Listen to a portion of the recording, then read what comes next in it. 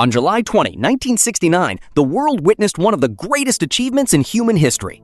A man named Neil Armstrong became the first person to walk on the moon, but his journey to that historic moment began long before Apollo 11.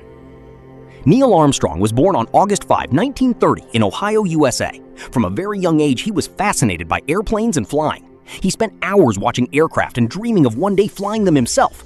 His passion was so strong that he earned his pilot's license at the age of 16, even before getting a driver's license. As he grew older, Armstrong studied aerospace engineering and became a naval aviator.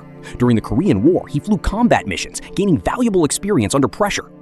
After the war, he became a test pilot, flying experimental aircraft at speeds and heights that few people had ever experienced. These dangerous missions required courage, intelligence, and quick decision-making. In 1962, Armstrong was selected by NASA to become an astronaut. At the time, the United States and the Soviet Union were competing in the space race. President John F. Kennedy had challenged America to land a man on the moon before the end of the decade. The mission seemed almost impossible, but NASA was determined to succeed. On July 16, 1969, Armstrong launched into space aboard Apollo 11 alongside fellow astronauts Buzz Aldrin and Michael Collins. Millions of people around the world watched as the massive Saturn V rocket lifted off from Earth. After traveling nearly 384,000 kilometers through space, the spacecraft reached the moon. When it was time to land, Armstrong and Aldrin entered the lunar module Eagle and began descending toward the moon's surface.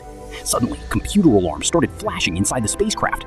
To make matters worse, Armstrong noticed that the automatic landing system was guiding them toward a dangerous field of rocks and boulders.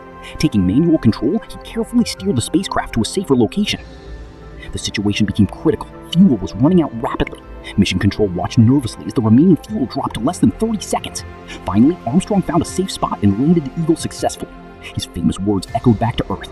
"Houston, tranquility base here. The Eagle has landed." A few hours later, Armstrong climbed